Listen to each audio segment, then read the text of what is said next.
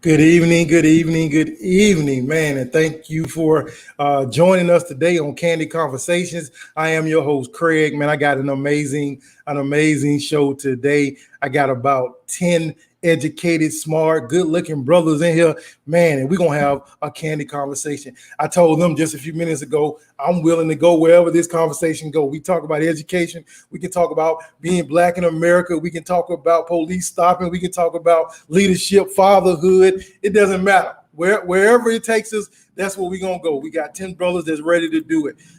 Man, so with that being said, let's go ahead and get started. I'm gonna let each one of these brothers real quick introduce themselves. We're gonna start with you, Dr. Carlos. Go ahead, unmute your mic, sir, and tell us a little bit about yourself.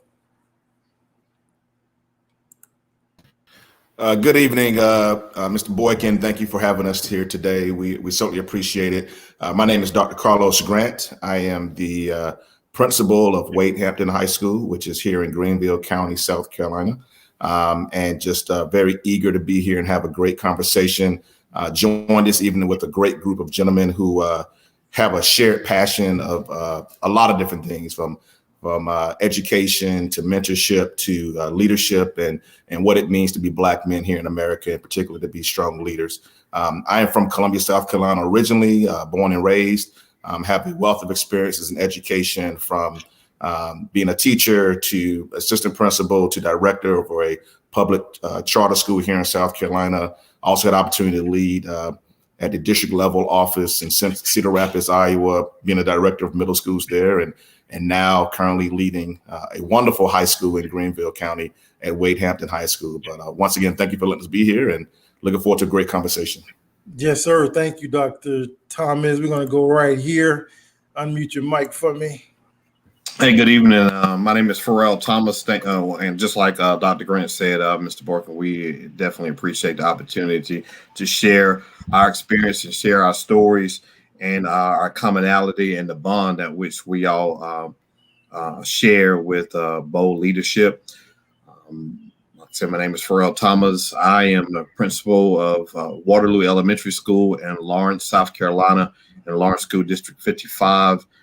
This is my first year as a principal, but this is my 17th year in education. So I'm really passionate about what I do, I guess as we all are, but I'm really passionate about educating children. And one of the reasons I became a teacher is because something I saw one day is, I listened to Joe on Sirius XM, the Black Eagle, and he says, "What are you going to do about it?" And there was a situation that I saw that prompted me to say, I want to become a teacher so I can change some things in education. Wow. Well, thank you, brother. We appreciate your 17 plus years. We're going to go right here, Mr. Galloway, sir. Hey, hello. My name is Leonard Galloway. I'm from Anderson, South Carolina. I'm the principal at Glenview Middle School, a fantastic school. This is my 11th year as a principal, 13 years administrator, but my passion is teaching. That's why I came into the field, so I can affect the lives of our students. I'm just so excited to be here with you tonight, Mr. Boykin, but I'm also grateful to be here with my brothers as well. So I look forward to the conversation we're going to have. Mr. Cobbs, you up, sir? Unmute your mic. Hey, good evening. Thank you, Mr. Boykin, for allowing us to come on today. My name is Wallace Cobbs. I'm the current principal at Welcome Elementary in Greenville, South Carolina. I am from Greenville, South Carolina, and a Clemson University graduate. This is my 10th year in education, my 5th year as an administrator, and my first year as a principal. So I'm looking forward to a great dialogue tonight with you all. Yes, sir. Dr. Anderson, you're up, sir. Yes, sir. Again, thank you. My name is Edward Anderson. I am currently the executive director for a program called On Track Greenville, which resides at the United Way of Greenville County. On Track Greenville started about 6 years ago. It was a process to really figure out what the root causes of students' challenges are, really grounded in their adverse childhood experiences and what we need to put in place to intervene for them. So we supply, school-based health clinics. So they have medical homes, summer programming and other interventions in place to help make sure they can get to high school graduation on time. I was a former principal for 3 years, assistant principal, academic coach, and teacher as well. I look forward to digging into this conversation today. Man, amazing. We're going to go right here. Brother Chris, you want to mute your mic? Yes, sir. Yes, sir. Good evening. We're happy to be here with this podcast, Mr. Boykin. Appreciate the opportunity. My name is Christopher McCann. I am the principal at Florence Chapel Middle School in Duncan, South Carolina.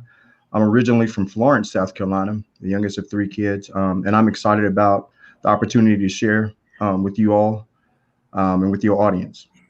Thank you, sir. We're going to go right here next. Brother Henson. Good evening, everyone. Again, Mr. Boykin, thanks for allowing us this opportunity. I am Edgar Henson. I'm serving currently as an assistant principal at Malden Middle School in Greenville, South Carolina. This is my 9th year of education. I've had a career change later in life, but it's never too late to start. And, we all have stated, basically, we're all here for the impact of children. I can't wait to dig deeper into this conversation and see where it takes us tonight. Thanks for having us. Yes, sir. Thank you, brother. Brother Corey. All right. Good evening, everyone. And thank you, Craig, for this opportunity. I'm Corey Collington. I am the proud principal at Berea Middle School in Greenville County School District in South Carolina.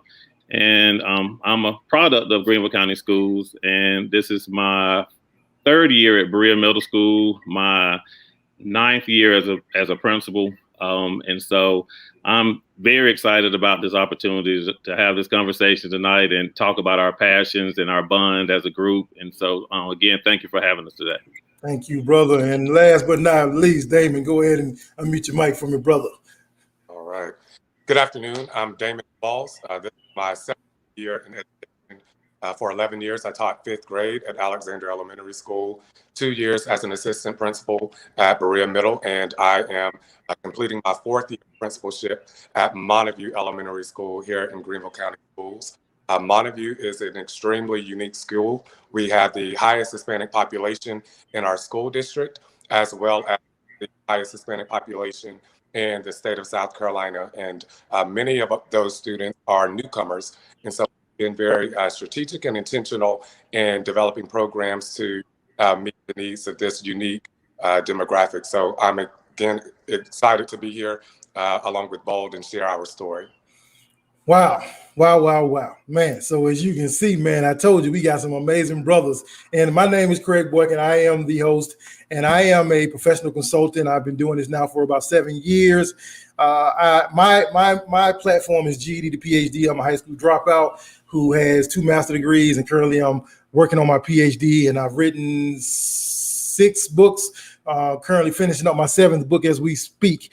And so I travel around the country. I've spoken for one of the brothers, actually, that's on the show today, 2 of the brothers that's on the show at their school a couple of years ago. And so that's what I do. And so I started this Candid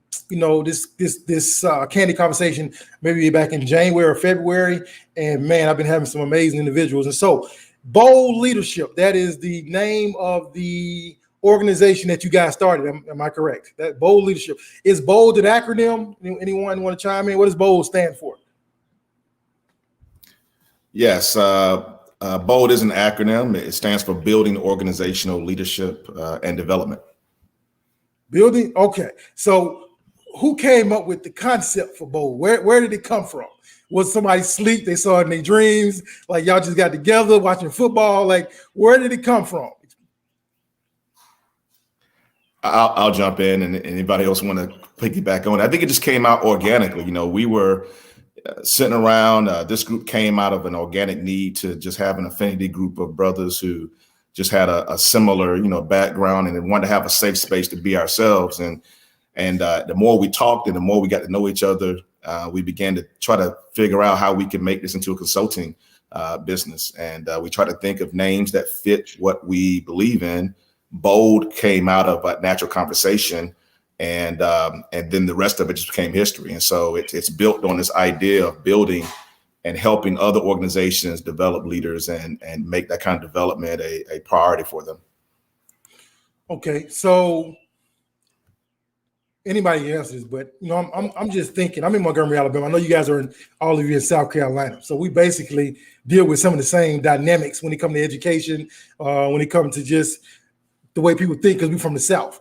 So I've been a part of stuff like, I'm not a part of Bold, but I've been a part of things like this a lot, where someone comes up with an idea, we reach out to a bunch of people, we meet 15 times.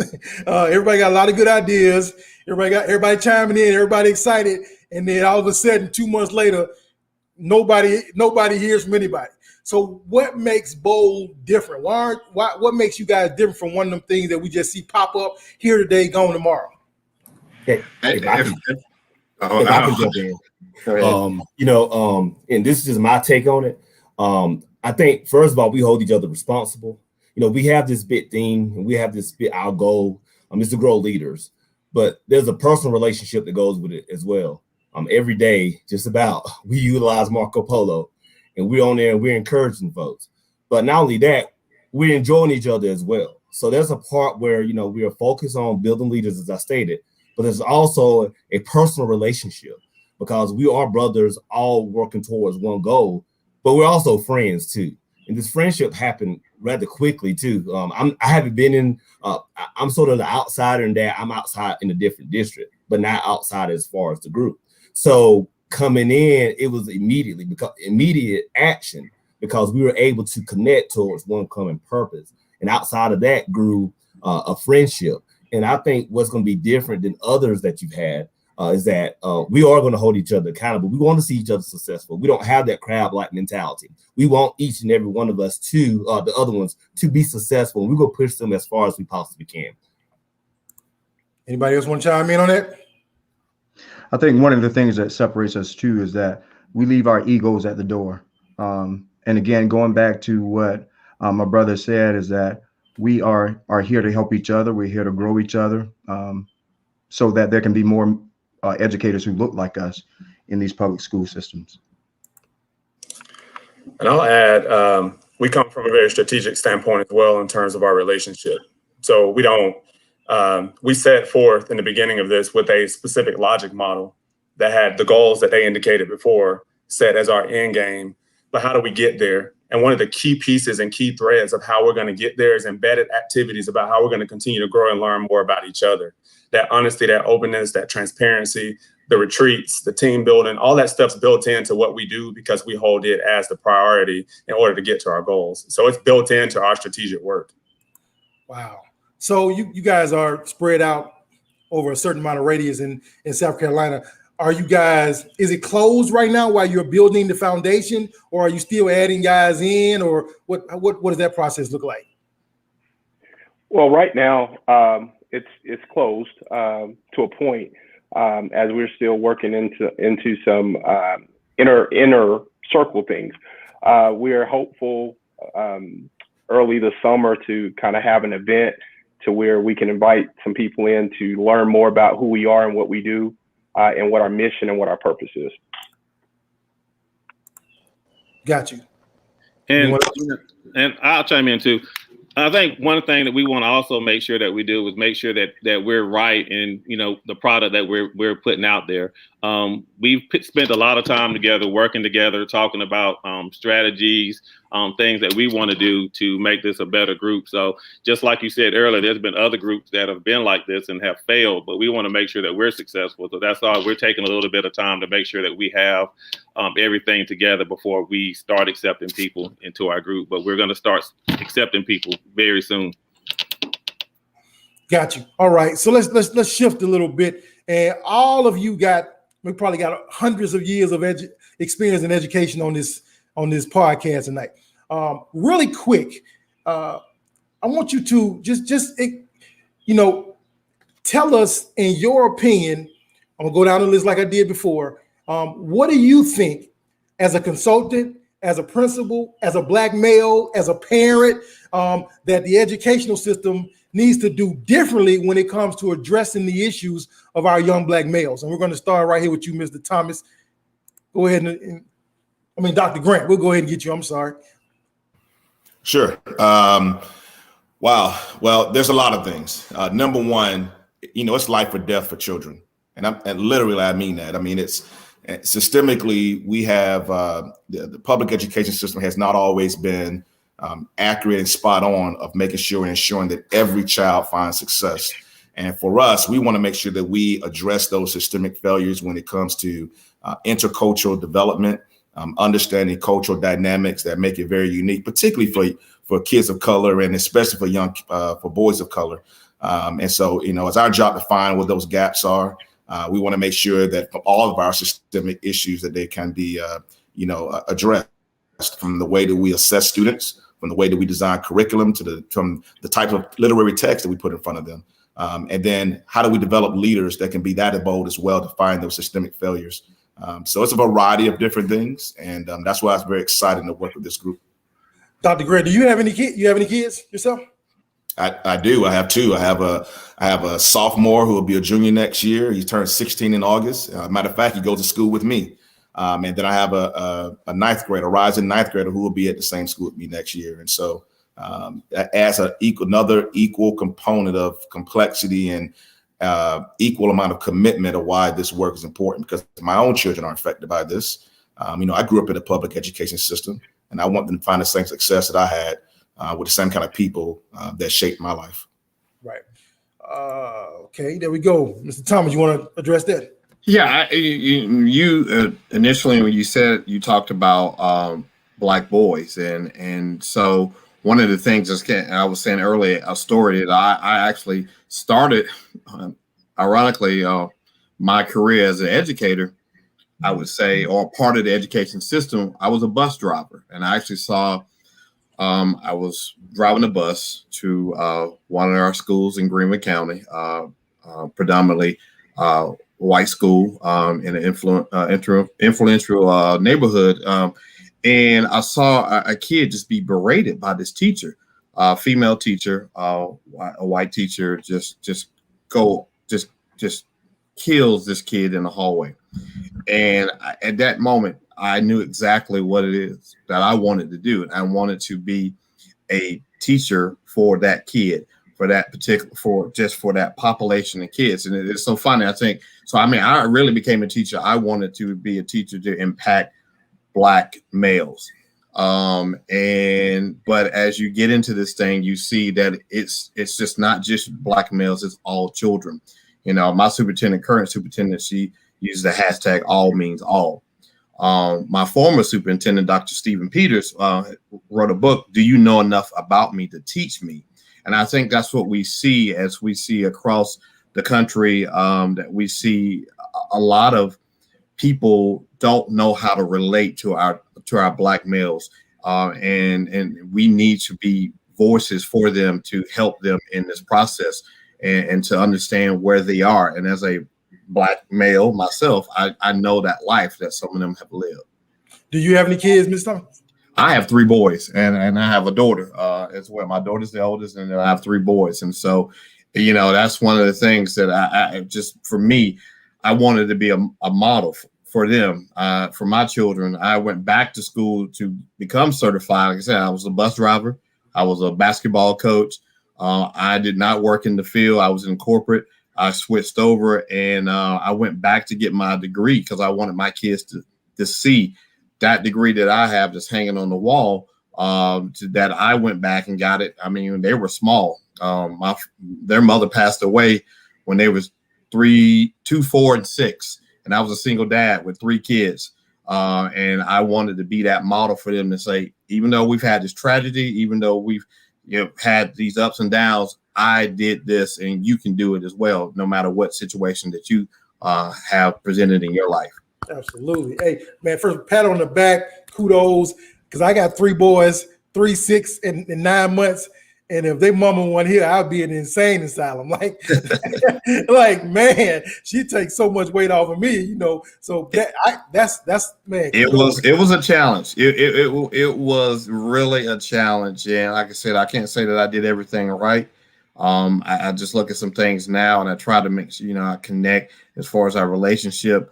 But I did what I had to do as a single dad. I was a single dad for about 3 or 4 years before I remarried. So it was a challenge. Wow. We're gonna go, Mr. Galloway, we're gonna let you chime in on that, sir. What you think about black males in education, and what can we do differently, or what do you gotta unmute your mic for me? Unmute your mic for me. Let me see. One word you're gonna hear today is just intentionality, man. We just have to be intentional in building relationships. And we hear it all the time. We're gonna build relationships, or we're gonna go to a football game, or whatever. It's more than that. We need to understand where our kids are coming from, understand their demographic, understand their home life, understand why such and such is happening. I think that is very important. Meeting students where they are. And even as far as looking at the standards and the content and what we're teaching our kids as far in the classroom. I mean, a lot of folks can't relate to Macbeth.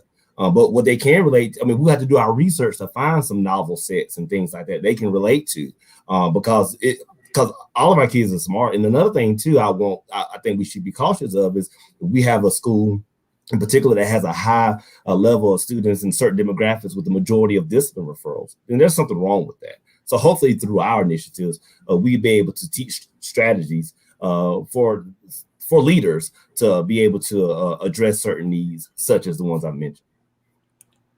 Brother Cobbs, you want to chime in, sir? Yes, sir. And just to piggyback off of my brother's point, we're about building genuine connections. We want our students to work towards self-actualization, which means fulfilling one's potential. I know each one of these brothers on here, they want that in their students in their school. We want our students to see a purpose in education.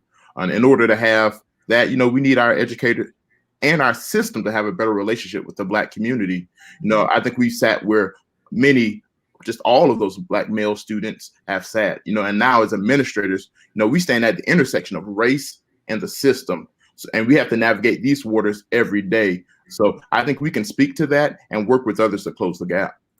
Man, Dr. Anderson, sir, chime in on it.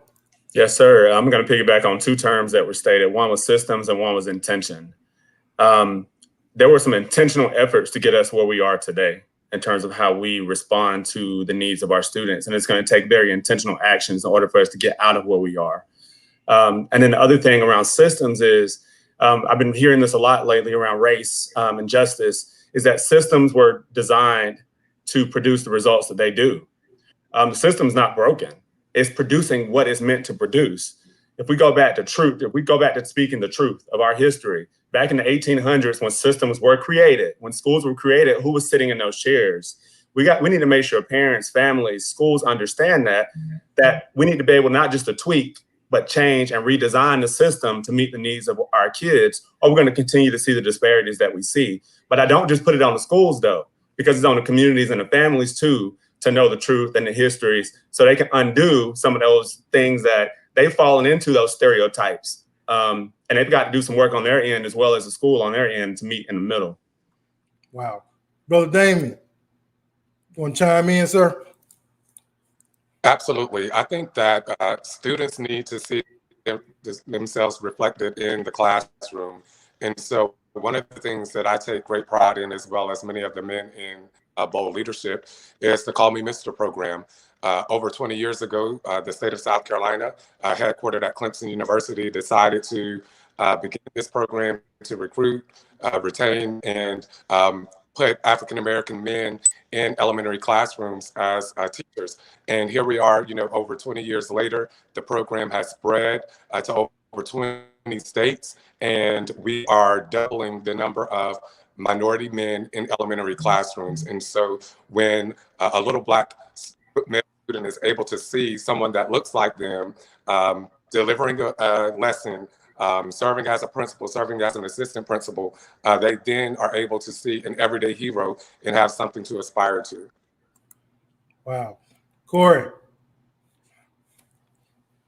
Yeah, I was that kid. I was the kid that did not like school. I didn't want to be at school. I had, I dealt with a lot of trauma outside of school. And so I was that student who just wasn't engaged. And so that's what I try to bring to the table with my teachers, is that, we have some of these kids that come to our school and some of our Black boys who just don't want to be there because there's so many other things that they have their minds on. And so I can only imagine, like, now, with everything that's going on in the world, how our kids are today coming into a classroom and sometimes they're not engaged. And so what I try to do is really try to get our teachers on board and just understand that sometimes, you know, we have to change how we teach and how we instruct. And when that kid come in there and they have their head down, there may be a reason why that kid have their head down. We have to figure out what's happening with our students, and especially our young Black boys. And so, you know, I think really getting our teachers to understand and realize that sometimes our kids coming to us with trauma and coming to us with a lot of issues that, you know, they're not really focused on algebra or English or Macbeth or any of that. They have so many issues going on that it's not necessarily, you know, it's just something that the teachers are going to have to really try to work with that student and find out what that student's needs are. And so I think really focusing on those and finding out, being intentional about each and every student that come into our schools each day. Brother Edgar. I'll piggyback on what Damon was talking about. Representation matters. And, you know, coming from a single parent household myself, one of my first heroes was my 8th grade history teacher, who changed my whole perception of learning and my whole concept on my ability. And I know that we are a group of Black men and we're here to serve the underserved. But one thing about representation, it also teaches those who don't look like us. It destroys those stereotypes and those stigmas that society has placed on us, that we can't do anything. So I love the ideal that, like, in this group, you have science teachers, you have English teachers, you have history teachers, you have a gambit of different disciplines that we all came from, to show that we're more than a basketball player, we're more than a football player, we're more than a rapper or something for your entertainment. But just going back to that representation, it really matters. And I think if we're going to change the dynamic, we have to be strategic in how we're placed and where we go and the things that we do to kind of change that dynamic and that view, not only for Black males in our schools, but for everyone else. Last but not least, Brother Chris. Yes, sir. I definitely think, you know, our system definitely needs to change their perspective in the low expectations that they have for our students, and those low expectations that they have for African-American teachers. I think one of the biggest things is also, in order to retain African-American males and just teachers in general, is that they're going to have to look at the salaries of all educators and make that attractive enough for people to want to come in it and do what they need to do to make the difference. Oftentimes you have people whose husbands typically are the breadwinners, so they can come into education and afford to come in at a low salary level. But if you're the breadwinner of the family, sometimes it's difficult, and it causes men to rethink their career choice, and which is why I feel like we don't have a lot of men in education, and especially Black men in education. So I think the system needs to revisit that, looking at teacher pay, also revisit the low level of expectations that they have for our students. Wow. Absolutely. Absolutely, man. And everybody you hit it right on the head. At the end of the day, it needs to be an overhaul in the entire complete educational system from the bottom to the top. Like I tell people all the time, we're no longer preparing kids to get ready to go on the Ford assembly line. This is not 1932. Like, these kids are not going to find a job based off of being able to regurgitate information to you. A cell phone can tell me the capital of Kansas just like that. Like, I don't need to remember that. These kids are going to find a job based off of us pricking their creative genes in their brain. Like, we got to get them to thinking outside of the box, to being creative. That's what's going to get them a job. Dr. Carlos got young kids. Everybody got young kids. Our kids are not going to find jobs based off of being able to regurgitate and what they can remember. That day is dead. That day is long gone. Technology has killed it. We got to overhaul the education system. And I'm real quick, and I want y'all to think about this. Think about what kids like, what they love. They love sports. They love sports because, yeah, most of them are gifted and athletic, but sports is also a form of art. When Michael Jordan dunked, he didn't have to fly through the air and go between his legs, but all of that was artistic. That's his form of art. And so they like sports because they can run a touchdown, but they can also lift their legs up when they score. That's all artistic. Also music. They take a blank canvas and they write music and they create beautiful music to them, what they think is beautiful music. But you get what I'm saying? That's creating something. Playing video games is creating something out of nothing. They like to create, but yet and still we trying to teach them like we taught people back in 1930, and it's going to continue to be a problem. All right, real quick, we're already 30 minutes in, but let's shift. We just had the George Floyd trial. This is not a political podcast, but we all are Black men. And I want you really quick to tell me, not about defining the guilty part, but how do you feel when you watch a cop put his knee on a Black man's neck and kill him in front of all these cameras? How does that make you feel as a Black male in America? We're going to start with you, Carlos. We'll start with you, sir. Well, that's a loaded question. One, angry as hell. It's a myriad of emotions, a roller coaster of emotions, because, you don't want to see that happen. You don't want to see that interaction take place between law enforcement and civilians, because you want law enforcement to be there for what they're for, to protect and to serve. And when you have personal relationships with law enforcement like I do, you come to respect individuals within that career field, and you look at them as a resource and a help. And so when it's a shock to the system, when you want to love and support and cherish that needed commodity, but then to see that happen is a heartbreaker, because it could easily have been me or my son or any of the gentlemen on this phone call here. So it's a myriad of emotions, roller coasters, just twist it all up in one. Dr. Grant, real quick, be honest. Now, I want you to be honest with me. If you were to get stopped by the police tonight, 9:30, you and your wife going somewhere, would you be nervous?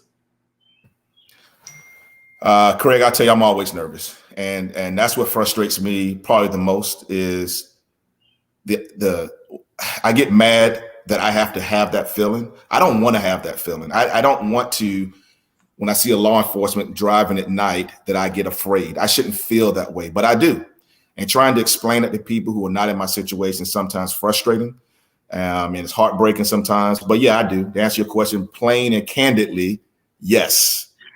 And you want to know what's crazy? I'm gonna come with you next, Brother Thomas, and let you talk about it. But you know what's crazy? I've had a pistol license for the last 5 years, but I'm scared to carry my pistol in the car with me for that reason. Like I can carry it legitimately. Like I got the right, but I'm like, every time I get my pistol to put in the car, in the back of my mind, I'm just like, man, I'm in Alabama. I'm a Black male with a gun, even though it's legal.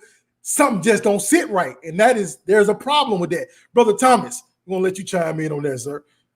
Man, it was crazy. So even before that, I'm like Carlos, and when you say it's just like, mad, nervous, all of those things, those emotions. So I grew up extremely poor, right? And so then I saw my mom, and who now has a doctor's degree, and us matriculate from poverty to in somewhat of a middle class, and then moving up into a neighborhood. And so even growing up, I was like, man, I want to do the things so I can take care of my children and do this and do that. So my youngest son, who's 16, I purchased him a car. And it didn't hit me on the car that I purchased him until after the fact. And I was thinking, oh my God, did I set my son up? And I felt bad because where I am in my career and where I am in my livelihood and how I live, I was able to buy my son a red convertible Mercedes, okay, two-door Mercedes, and it is 20 years old, but nonetheless, it's a Mercedes, right? And so I said, oh my goodness. So now I got to talk to my son about having a conversation about him being stopped, because if he leaves one of his friends' house who lives in this wealth, he goes to a school that's pretty nice, wealthy for most of the kids, and he's over one of his friends' house. He's driving. Well, somebody say he stole his car, and well, he has to. I mean, my son, he's 16, he's 6'3". He's a tall boy. I mean, now will he be looked as a boy, or is he going to be looked as a man and somebody puts their knee on his neck? And you know, I just, you know, I see these parents and how they reacted and how calm they've been. I don't know if I can be that calm. I don't know if I can be like my man over Time to Kill and go down to the police department and light it up. I'm saying, I know it's gonna be the end of me, but you took something away from me, and I don't know if how my education and all the degrees will go out the window, because all the professionalism for me will probably be gone. And the sad part is this is 2021, and we still got to have these conversations. Brother Galloway, as a black male, tell us how it made you feel, sir. Yeah, upset. You know, first of all, you took the life of somebody anyway. At the end of the day, it doesn't matter if they're black or white, but the fact that there's already tension between the African American community and the police. I have some great friends that are police officers. Much respect to them.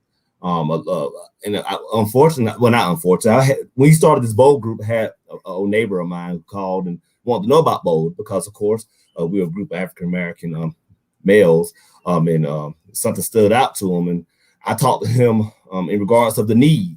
I told him how last year my son and I were in the car, and I was pulled over. Of course, I was wrong. I was going over the speed limit, but the conversation I had with my son when the police officer was walking to my car, I'm not quite sure that everybody has to have that same conversation. Of course, we could tell them about the registration, we'll tell them about the license, but you got to say, don't you make a move. You put your hand on the steering wheel and don't you make any sudden moves, because you don't know if this cop that's walking up to you is having a good day or a bad day. And you don't know what kind of background that person has. And now I'm even a little bit more terrified. And I'm not going to hesitate to use that word, but my son, he has his license now. And so there are times, I mean, he could be in the car by himself. And, you know, I always wonder, especially when he goes, now he's getting a little bit more responsibility and he's going places by himself. I always keep track of him. I use my app just to make sure that he's where he's supposed to be, because the last thing I need, and I worry about this, is getting a phone call that, you know, something's happened. And because I'm a rule follower and I've raised my son to be a rule follower too. But unfortunately, sometimes that may not be enough. Man, brother Cobbs, you want to chime in?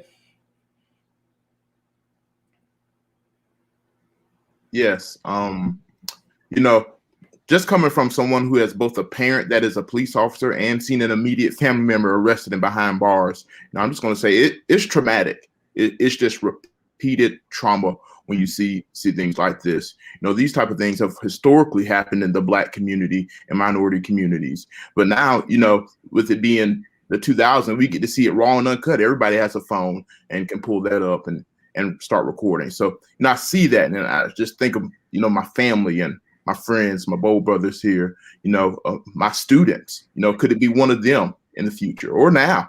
You know, it's a feeling that being Black in America, you have a strike against you, and people will tell you, no, that's not real. We're post-racial or what have you. But the stress is real.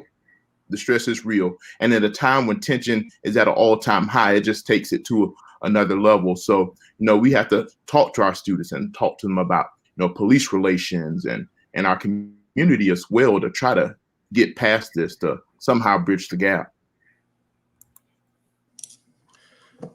Yeah, Wallace, I'm glad you mentioned the historical context of the way Black people have been historically treated in America, because, you know, I have all those same gut reactions of anger, nerves, but I think the one thing that the Black community has always hung on is hope. You know, like when you see something here, or you hear about something there, there's a glimmer of hope. But in 2021, as you said, when you see so much, it makes you lose the one thing that our people have always hung on to, which is hope. And if we lose that, like, that's scary. You know, what are we without hope? And I also think about, you know, I think from a big level is that the knee on George Floyd's neck was representative of the knees on Black people's necks in all these fields. So who is the Derek Chauvin at the bank? Who is the Derek Chauvin in the classroom, at the principal level, at the district level, who is creating all these barriers and killing the hopes and dreams of Black professionals, Black kids in the classroom? And the fact that it's not just happening in police enforcement, law enforcement, it's happening everywhere. And it's amazing that people still pretend, because at this point, there's enough education out there that if you're not, it's just kind of willful ignorance at this point. And that's angering. That's really troubling to me. Ooh, boy, you just dropped a bombshell in, man. Like, you know, I mean, they be doing the snap the fingers. Like, you came. Hey, man, you said something. Who is the with the knee on at the bank and at the school, and man, the housing. You know, we've been dealing with it. I'm gonna go here, brother Chris, chime in, sir. Hey, Craig, you know, man, for the longest time when it first happened, I couldn't even watch the video. I didn't watch the video because I was already so emotionally drained from the other police shootings of armed Black men and young boys. So I couldn't watch it. So it wasn't until probably about a few months ago that I actually watched the video. And I tell you what, man, I mean, as a Black man, to look at this white man on his neck it's almost like he doesn't value, well, not almost, but he doesn't value, just look at the fact that he doesn't value his life at all, you know. And I say, you know, that could have been me. So it was very, very disheartening, troubling. Says that we still have a long way to go. And, you know, as the old saying goes, when you don't learn from history, it repeats itself. I feel like I'm living in times that my grandparents fought for, my great grandparents fought for, and times now in 2021, it should be better, but it hadn't gotten any better at all. The fact that we can now video these things and people can actually see it brings it to the forefront a little bit more, but you still have those who in other places, in other positions who would like to say that it isn't as bad as it, you know, as we are saying it is, but to live it every day, it's disheartening. For me, thinking back to when it first happened, I was fearful. Fearful for my dad, fearful for my nephews. I have a 19-year-old son who's in Eastern Kentucky at a school playing football where 2% of the population is African American. And when we went to drop him off, you know, we walked through Walmart and we got looked at like we were aliens. So just having that fear of it could have been my son, it could have been my dad or my brother. But when the verdict came out, and in the midst of all the celebration, I was angered. Not that he was found guilty; he should have been found guilty. But I watched the press conference with President Biden, and President Biden talked about video footage. But I grew up in a time where I remember sitting on the couch with my dad and my mom, watching Rodney King get beat, and the video footage didn't work. And it brought a realization to my mind that, you know, as bad as things are, you know, we've been protesting, we've been singing songs, we've been trying to get change since the inception of all of this. And nothing really has changed until a demographic of folk who didn't look like us began to march with us and began to cry out with us.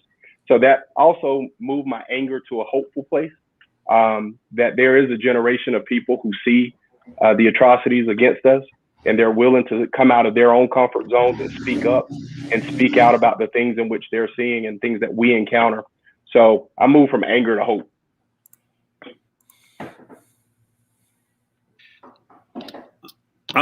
Like my bold brothers stated, you know, the being fearful, being angry, being upset. It was horrific, you know, just watching that whole video play out. Shortly after that had happened, I had a situation that happened to me right after in my neighborhood.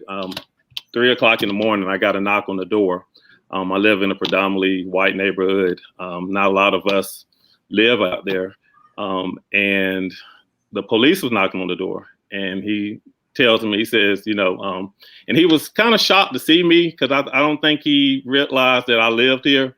3 o'clock in the morning, saying there's been some break-ins in the neighborhood and that my car door was open. So of course I'm looking at my car, and I go walking towards my car, and I have my hands in my pocket.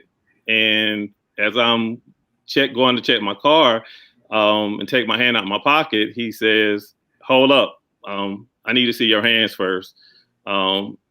and I could see him put his hands on his gun like he was going to possibly shoot me.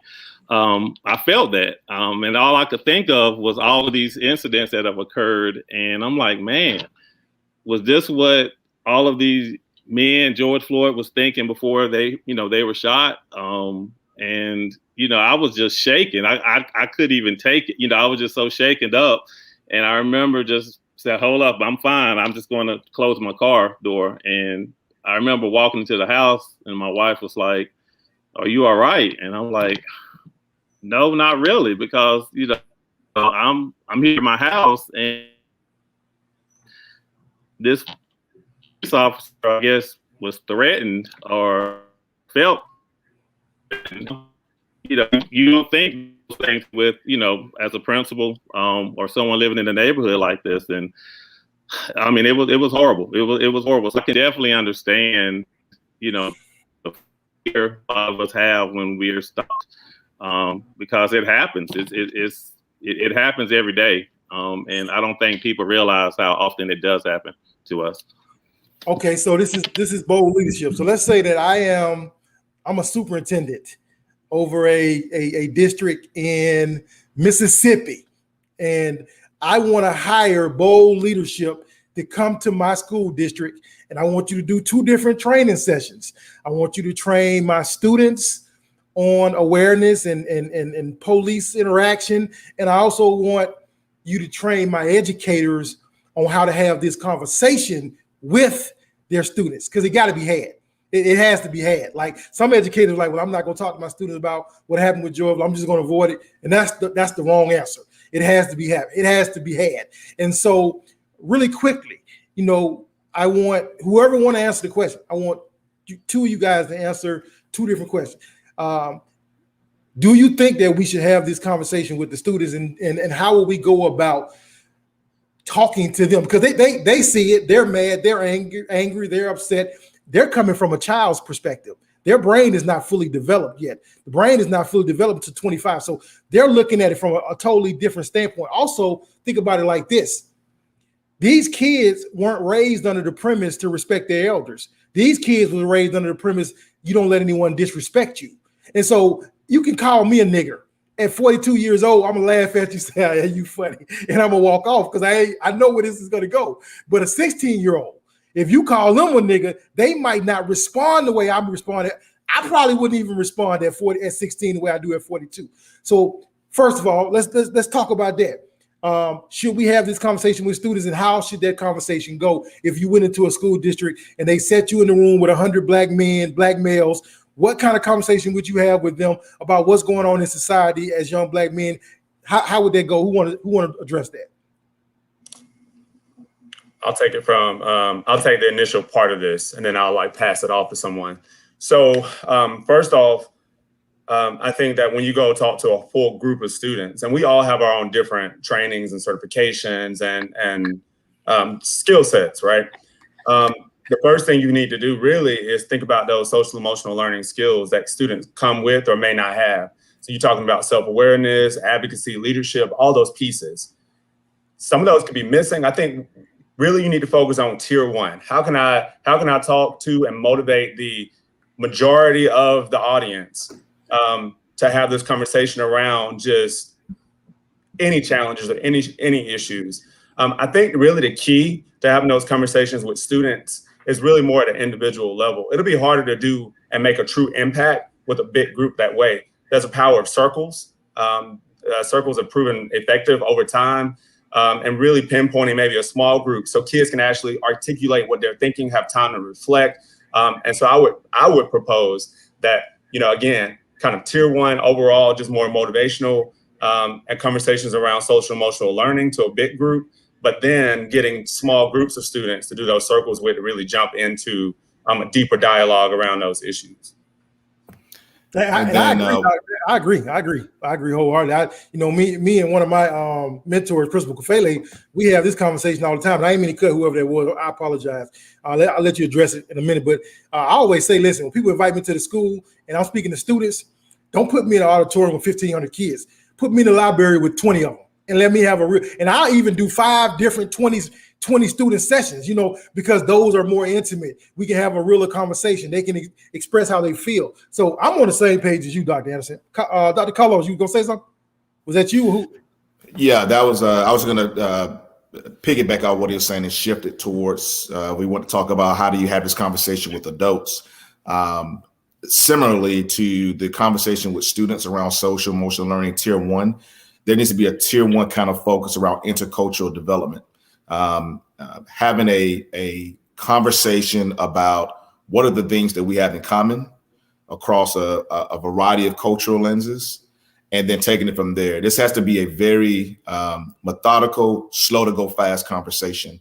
Rushing in to have it a deep conversation without first acknowledging what people bring to the table and having some intentionality of understanding commonalities across cultural lenses is very, very important. And so as you're talking about adults who come to the table with a variety of different background experiences, there needs to be some real intentionality of that piece of it.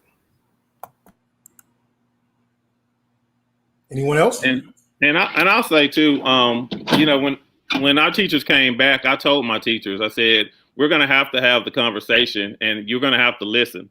You're going to have to be very careful on what you say, and, you know, really making sure that you just listen to the students. And because the students, you know, they spent all summer last year looking at the news, hearing about what was going on the radio, and they had a lot of thoughts and fears when they came into the school. And what they did not need was a teacher saying something like, you know, well, he deserved it, or police, you know, all police are good.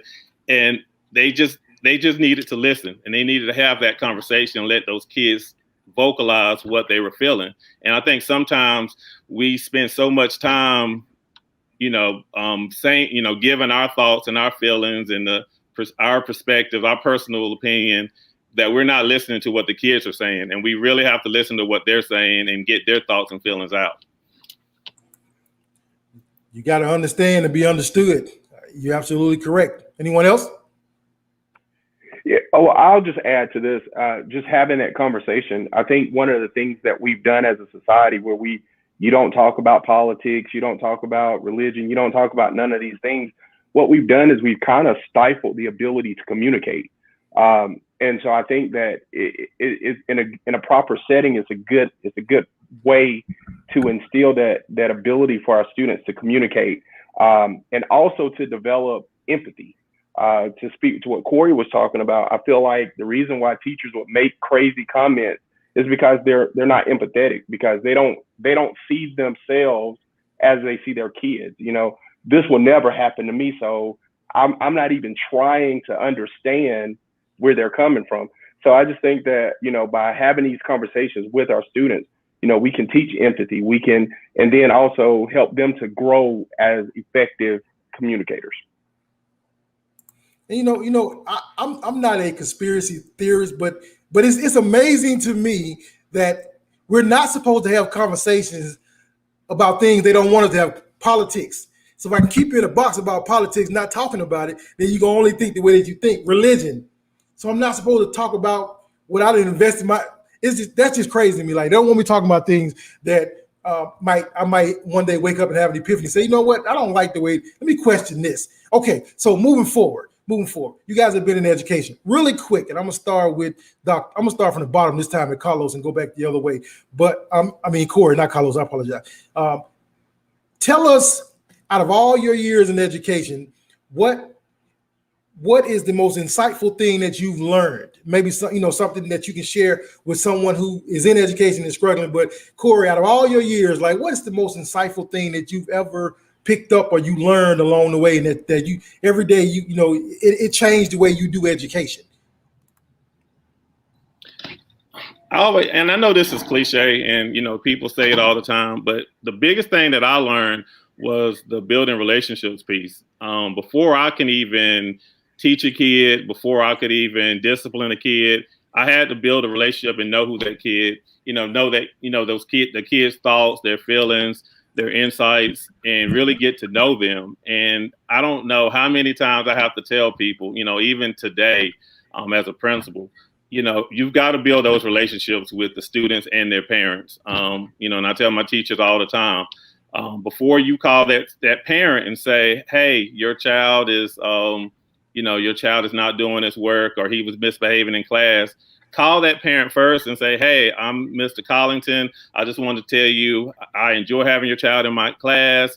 He's doing a great job. This is my number. Call me if you ever need me. And build that relationship with that family. But I see it so many times where I see educators fail because they have not built that relationship with the kid, and they're not trying to figure out, well, why that kid is misbehaving in my class, why they do better in Mr. Galloway's class, but they don't do better in mine. Well, I don't know he's he built a relationship with that kid. So that's the biggest insight that I've learned in all of my years in education. So, Principal Corey, could a teacher teach for you that was under the idea that I'm the teacher, that's the student, I don't have to build a relationship with them? They just need to learn what I teach? It'll be very hard. It'll be very hard because I will be coaching, but they cannot because that chat, they're going to have to build that relationship with the kid. And if they don't, then they're going to have a very short time in my building. Brother Henson. I think one of the most insightful things that I've gained that falls in line with what Corey was talking about with those building relationships as being a middle level educator is that the kid that I see today is not going to be the young man or the young woman that I see in 10 years. And to give them that grace of being a young adult, being the adolescent, and they're going through so much, but to be that sounding board for them, to be their advocate. When I first started in the classroom, I wasn't that guy. It was, you should know better. You need to know how to do this, and my content was the most important thing. But just really understanding that these kids are still developing, and they need us to help them to develop. That was one of the most insightful things that I gathered. And the crazy thing about it is, if they are being raised in poverty or trauma or a situation that's full of chaos, their brain is not even going to function properly. Like trauma, poverty, all that stuff affects the human brain of a child. So much to the point that it'll start to shrink, and they can't even learn. They can't concentrate. They can't focus. They don't know how to, so, man, y'all hitting on some good points. We're going to go over here to Brother Chris. What say you, brother? Yes, sir. I think one of the things that I've learned is that I have the ability to empower not only students, but I have that ability to empower educators as well. I think the mark of a good leader is that you make other leaders. And sometimes people don't always want to go into leadership because they don't want the fear of failure. So a lot of people shy away from it. But just having that relationship again with the staff and with students, to help them understand that you got their back and you're not going to let them fall. I think that's very, very empowering for them, and letting them know that one mistake, or if they made a mistake, does not define who they are. It's a mistake. Tomorrow's a new day.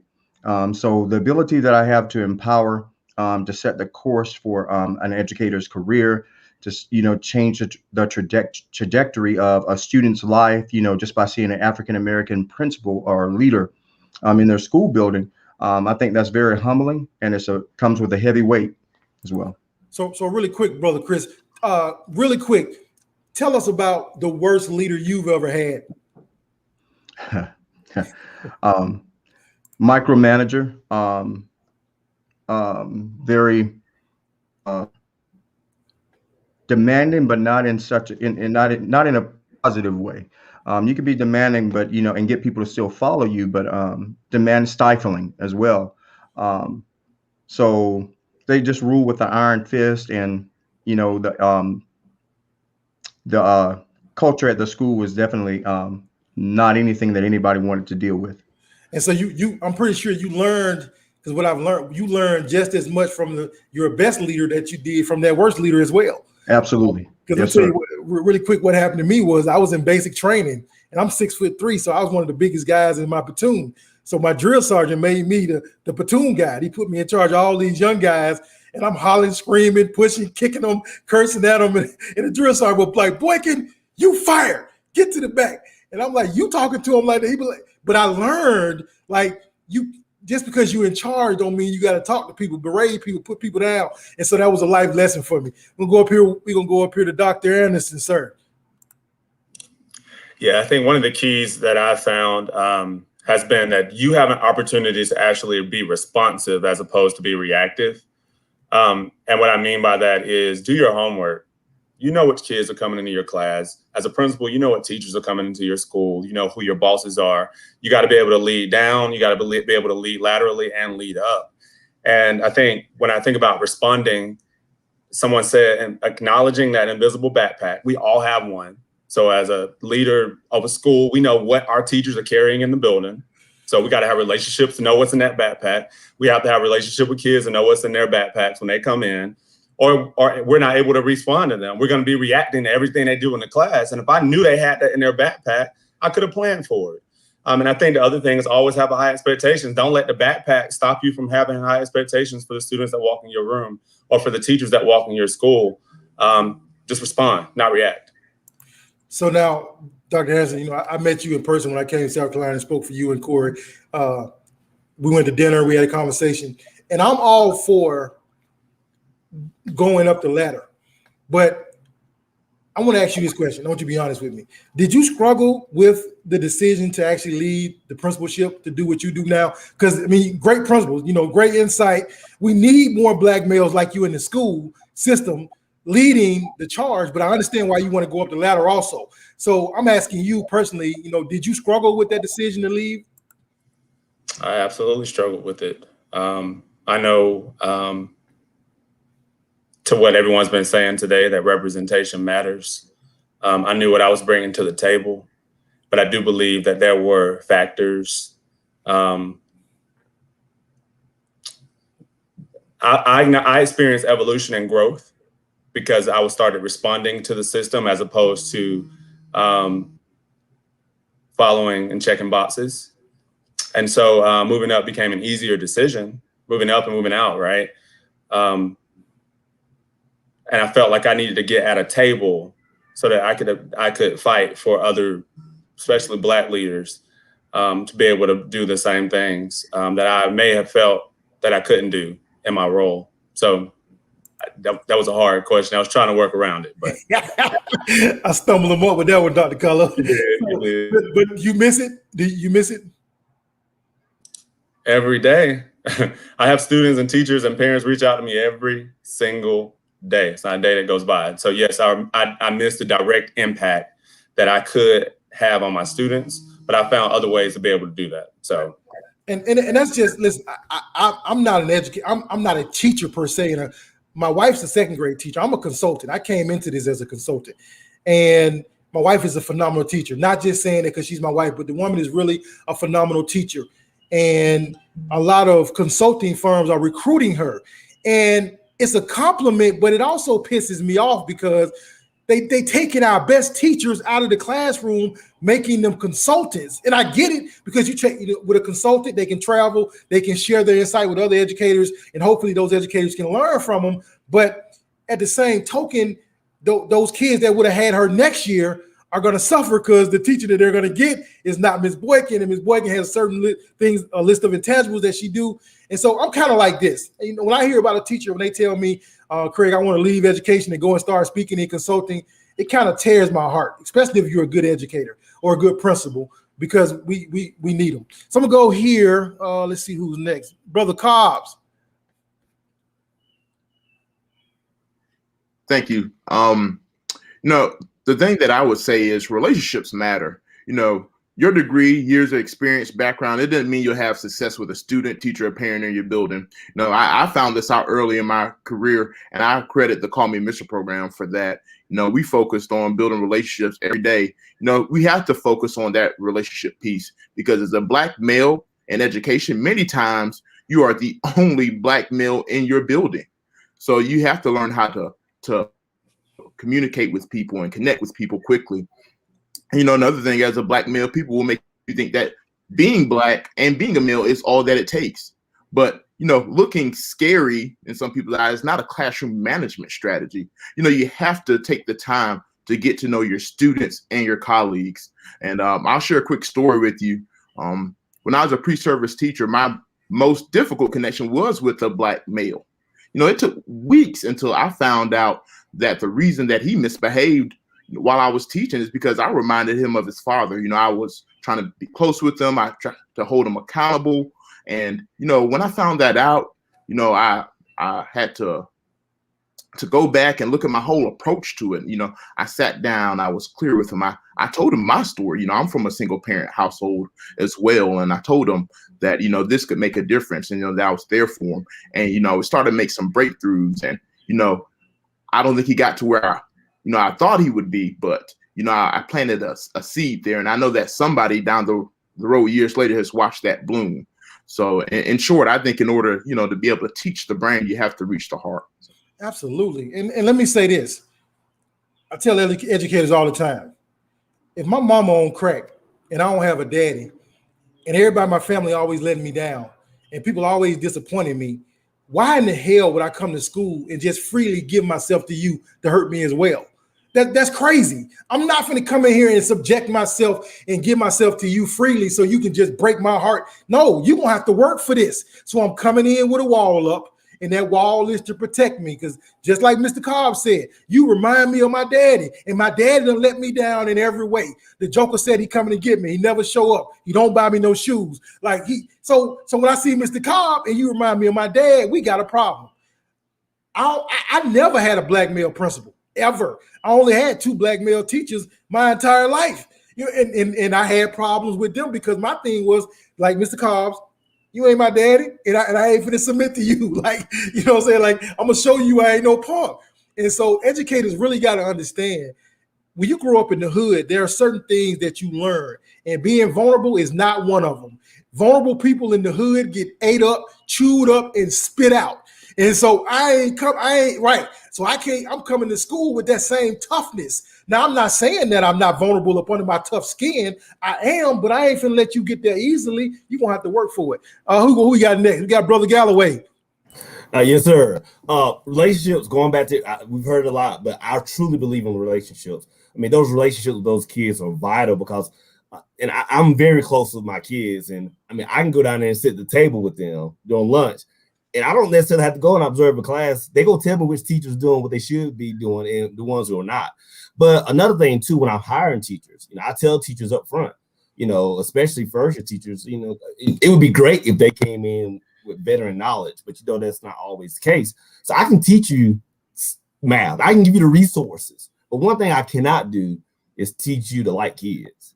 And I'm looking for folks who will have a work ethic and folks who will take constructive criticism. One of my favorite episodes of the Cosby Show is when Vanessa brings home Dabney's Bricky, and Cliff and Claire, they don't like him, and it's not necessarily his fault. Matter of fact, Cliff says it's not your fault that we don't like you.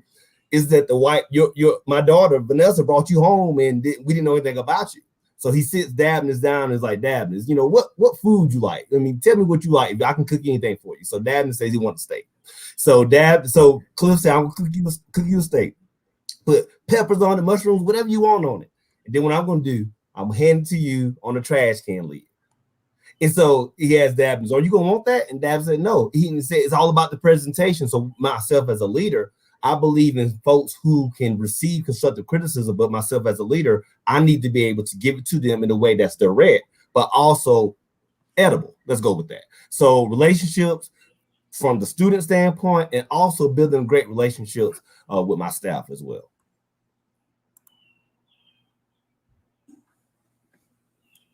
So at my next is Skip Carlos.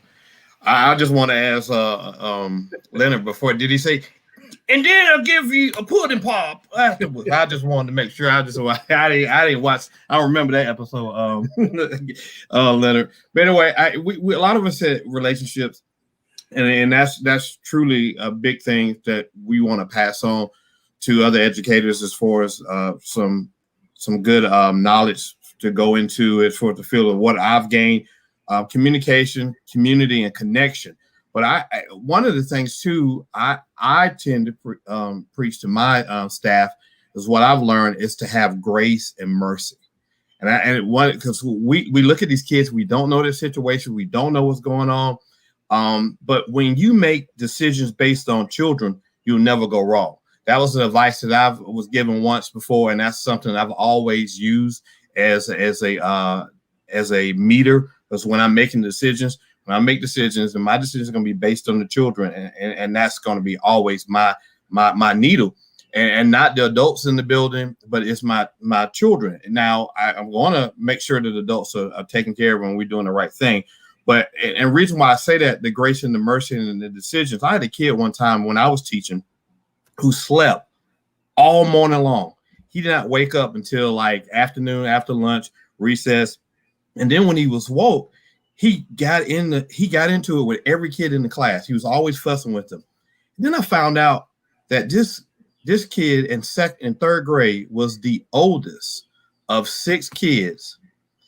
And his mom was a dancer after hours. He was a dancer, and his job at home was to take care of all the kids. Now he's just 8 years old, and so he was sleepy when he got to school because he was up all night till he got home because he was taking care of the kids at home. And that's the thing, like I said early on, it's like the book I referenced by Dr. Stephen Peters, Do You Know Enough About Me to Teach Me? And so that comes with the relationships, that comes with the communication, the community, and making connections. And so we have to do all those things, and got to be, like someone said, the word intentional. We have to be intentional with those. And you want to know what's crazy is I think about you telling that story. I've been consulting now for 8 years. Let me tell you guys, and when y'all get out there, this thing is real political. Like it ain't always about bringing in the people that got the information to help my staff, or bringing the people that got the information to help my school.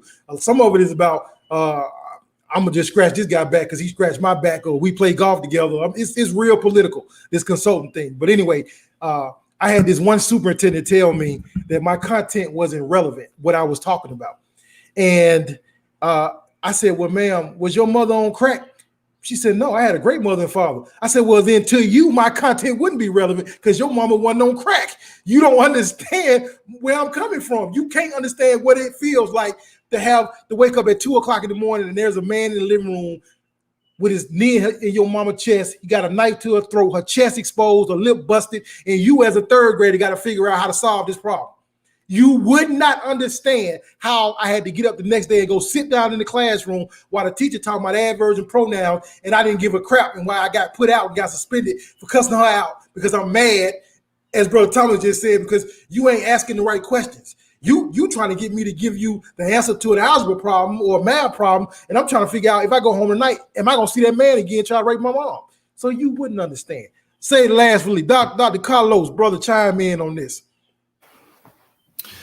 Well, one of the things I wish earlier in my career that I would have been better at, that I feel more confident now, is the aspect of what kids are going to do when they leave high school. The high school principal, we often are thinking a lot about that college and career readiness piece of it.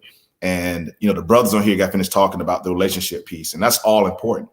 It's the foundation of what we need them to be able to, in order to get ready for that next level. But one of the things that keep me up at night right now is, do our kids truly have the skills to not just survive, but thrive? And so I think about, World Economic Forum puts out a report every about 5 years. It talks about the top 10 skills that employees are looking for in the next workforce. And it's, on that list are never things like Algebra 1, chemistry, AP psychology. There's never a list of courses. It's always things like the ability to collaborate, communication skills, self-advocacy, emotional intelligence. Those are the types of skills that our students are going to need to have. And so for me, as a high school principal, I spend a lot of time thinking about systemically, what do we do to get our kids to engage in that area, use their creativity, foster that creativity, versus them being what I call compliant professionals. COVID has really exposed us. We talk about it, COVID exposure.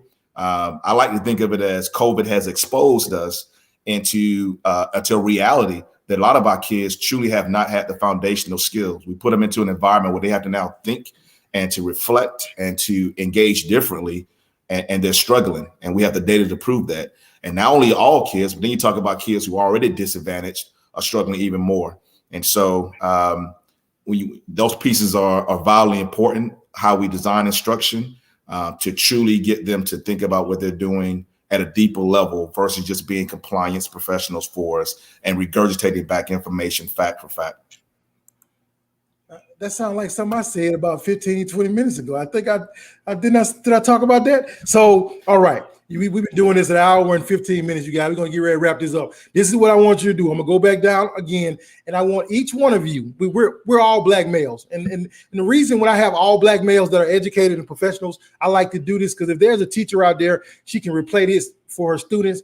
And I believe, if you did like me, you grew up in the hood, you had it rough, you got an education, you started making a little money. First thing you did was you packed all your stuff up and you moved your family to a better place. And so I always say that's good. You did that to make sure your family's in a better situation. But what happens is them young men back in that hood, they no longer see you coming home in that nice car with that nice suit on saying, man, even though we're in the hood, man, I want to be like him because we left. So now I want you, first of all, to tell us what your niche is when it comes to bowl. So if we hire bowl, for instance, I'm talking about like Dr. Grant would say, my niche, my specialization is leadership.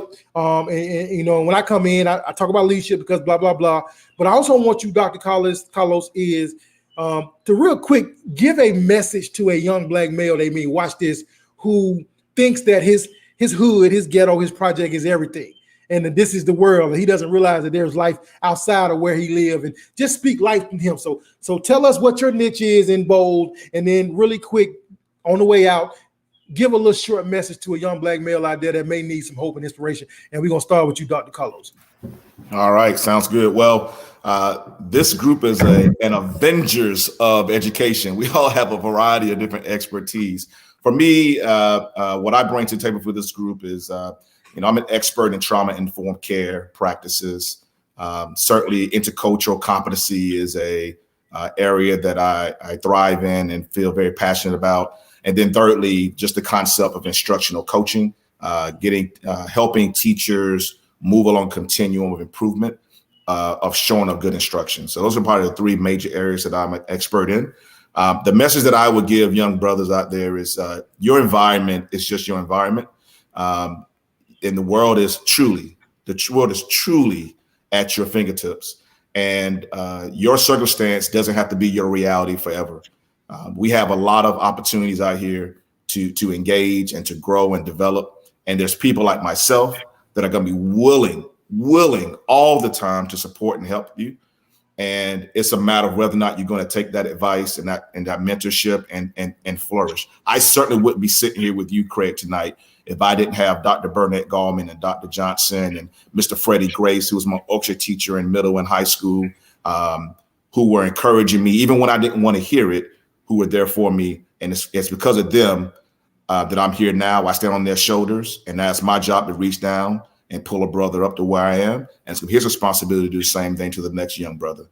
So that's the message I would give them. For me, my niche would be, I was in the classroom a very long time. I was 12 years before I got into administration. So, and in that time that I was in the classroom and then moved up and did some things, I became a mentor teacher. And one of the reasons why I did not move into other things, because I was a basketball coach. I coached basketball for 20 years. And so at the time, if you wanted a master's in administration or any other things, you had to actually sit in a class and go to get your master's degree. And so when online school came along, I was able to kind of do that and still coach. And so I moved up into the ranks. So for me, it's coaching the development of teachers. I love teaching. Teaching is a gift of mine. And so everyone, even coming out of a classroom, a school, they don't give you all the tools that you need to be a teacher, a real teacher. I mean, just a really good teacher. So you got to work at that craft. But my niche would be the coaching and development of teachers. What I would tell a young man in that situation is that some similar to what Carlos said. You are the author of your story. Everyone has a story.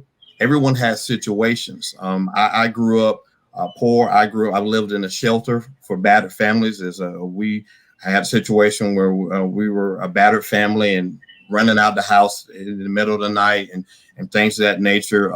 Just all kind of things.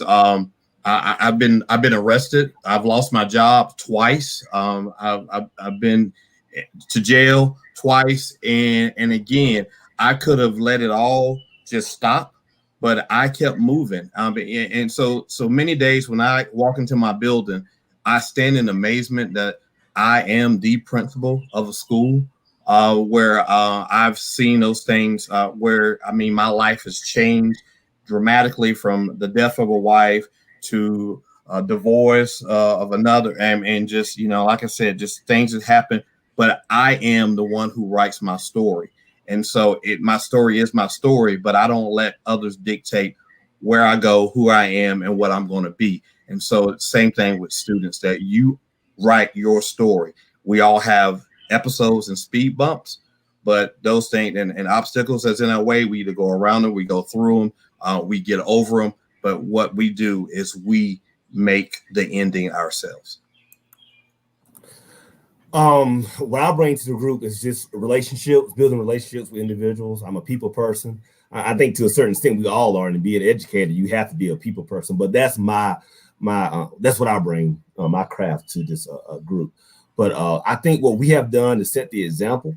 And what I would tell the individual, a young boy, young black male, surround yourself with folks who are going to push you to be a better person, whatever status you're in. I mean, this talk to individuals who are in a bad home life or maybe, the projects or whatever, but I'm talking to folks who could be in the suburbs as well. Whatever your status is, and if you want to do better, you can do better.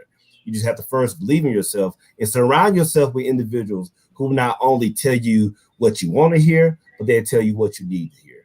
Because sometimes if you surround yourself with a bunch of yes people, it's not going to be progressive at all. So hopefully with this bold leadership group, we've set the example of surrounding ourselves with strong individuals who are going to encourage you and push you to be a better person.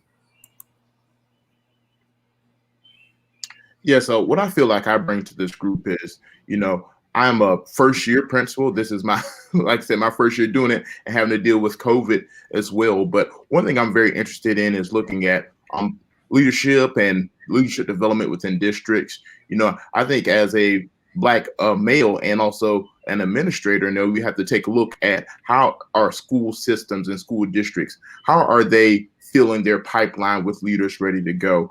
I'm in the Clemson PhD program, and one thing I want to look at is, the career aspirations of Black principals and Black assistant principals specifically. A lot of research is devoted to principals and the trials and tribulations that they go through. But, I've recently been an assistant principal and looking at all the duties, responsibilities, that was a tough job. And it makes,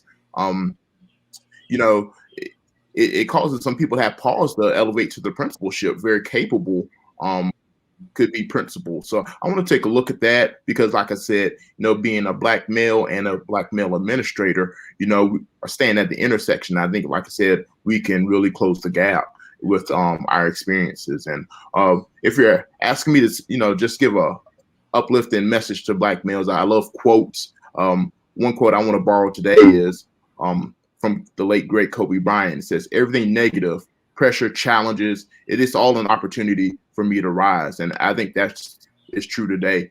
Everything that we go through is an opportunity for us to overcome. And it says, don't give up, because when you give up, you let the other person win. And nobody likes to lose. We all like to win. By having perseverance, we can win at the game in life.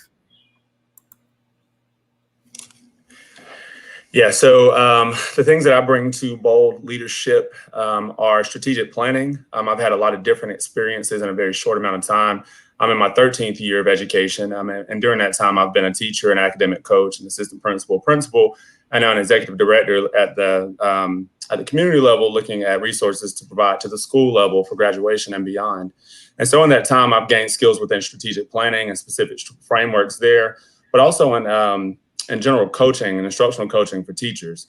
One of the other gifts and frameworks and certifications that I hold is within the alternative discipline sphere. And really creating trauma-informed ecosystems and different systems within schools and how they work together really to impact the whole child. What I would say to any young man right now is that, set goals. Think about what you ultimately want to do, who you want to be. And as Dr. Grant mentioned earlier, your environment is your environment, and that changes, right? Surround yourself, as Mr. Galloway said earlier, with people who are looking out for the best for you. And if you do that, if you set your goals and you keep your eyes on it, and you surround yourself with those positive people, and then you can get to the goal. Also remember that all it takes is one or two adults in your life that are caring and they're going to help you. Please look for those adults. Find out who in your school really has your best interest, which teacher is pulling you to the side, which adults are really looking out to help you, and lean on them because they will, and we are out there to support you and help you on your journey to reach your goals. So one of the things that I bring to the table is helping schools and organizations strengthen their mentoring program. We know that any adult in any child's life is there to help them be successful. So making sure that all students have somebody in their an adult in their life that they can go to and talk to about whatever issues they may be going on. Also, I had a experience where I was mentoring this young man from 2009, and we currently still keep in contact. So I started out as his mentor, and we just continue to build that relationship. But not only did I start out as his mentor, when he was of age, I also trained him how to be a mentor and go back and get others and bring them in as well. So just helping school systems and other organizations strengthen their mentoring program, because I think it's very, very important that all kids have an adult that they can trust and go to and share their any type of life situations that may be going on. And what I like to say to young men, African-American men, is that do not allow your $200 J's to define you.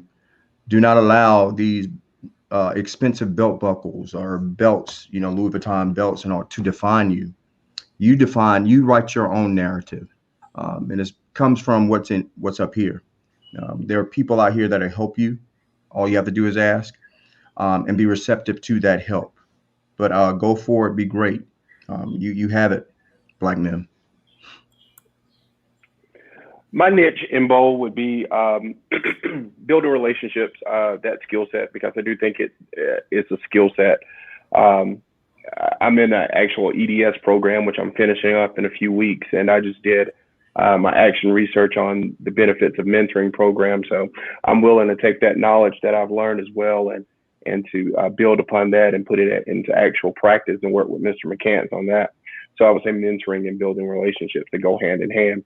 My message to any young Black male who's watching this, regardless of your situation, regardless of your circumstances, that's not the final say. You are greater than where you are currently. You can overcome. It's going to take a little bit of work, but you can do it. And like several of the brothers had said, find someone in your school that really has your best interest at heart, and go to them, lean on them, ask them for assistance. I know sometimes we as men, we're prideful and we don't like to ask for help, even young men. But if you need help, ask. You can't get what you need if you don't ask sometimes. And so that would be my message to a young man. My niche would be building relationships as well. I believe, my brothers have stated that. I think that is very important. And that's something that I can bring to the table, as well as culture responsive school leadership. I'm currently finishing up my doctorate at Clemson University, and I'm focusing on cultural responsive school leadership and how leaders can take the experiences that they've had and bring it to their school and be cultural relevant in the class, in their schools and in the classroom. And so that's what I've been studying, and I'm passionate about. And so that's definitely what I can bring to the table with Bold. Now with my brothers, you know, just kind of talking to my young brothers here, your past and your present does not define you. And, you know, I'm speaking from experience.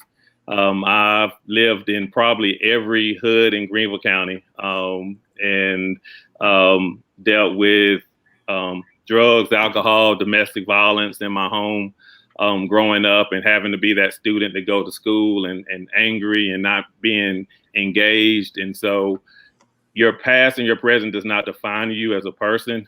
You can grow, and you can be whatever you want to be, and just work hard enough, get it connected to the right people, get to, you know, look at your circle, evaluate your circle and see, okay, does this person benefit me? Is they going to help me with my future?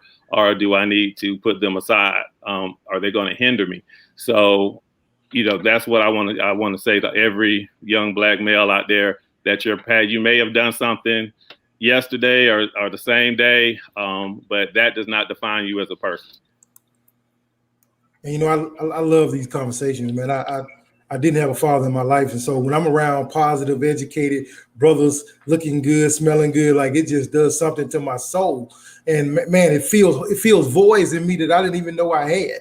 And so what I would say to a young Black male is this, and I still consider myself to be a young Black male, I'm 42, but what I would say to a young brother is this: there are only two people that I ever say, you know what, you might as well just hang it up because it's over for you. That's if they put the dirt on you. If you're 6 feet deep in the ground, you can hang it up because ain't no coming back once they put you in the ground. The other one, the judge gave you life in prison. Once he gives you life in prison, it's over with. Even if you got 5 years, you can come out. I know brothers that got out of prison who own limo businesses, where they pick people up from the airport and they make a lot of money. So you can still go to prison and get out and be successful. So unless you being put in the ground or unless you got life in prison, you got an opportunity. And you're not the only one that's going through something. First of all, we understand hardship. Like everyone that said, we've all been through it. So we're not downplaying the fact that life is rough. We get it, but that's not the end. Now you can make it the end.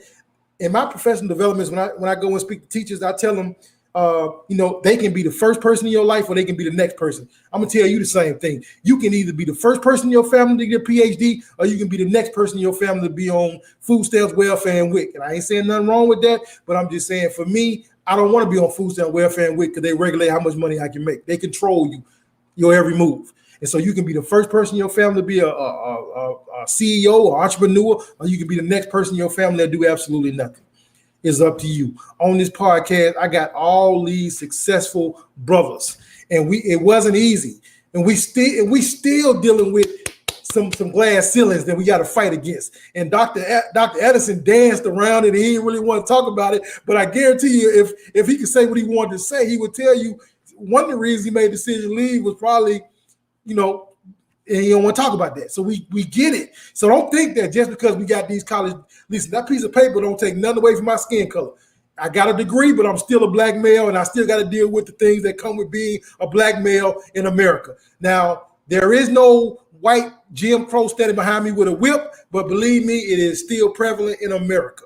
And so with that being said, I'm not saying you got to go to college and get 5 college degrees, get a PhD. You can be honest with you can go to school for 2 years and get a welding degree and make $100,000 a year. That's not what we're saying. We ain't saying you got to go get all these degrees with all these letters behind your name. Because if I knew what I got $250,000 in student loans, and I'm sure I'm not the only brother that's on this podcast that got student loans. And so I'm telling you, you can go to school for 24 months, come out with $24,000 in student loans and be making $100,000 a year welding.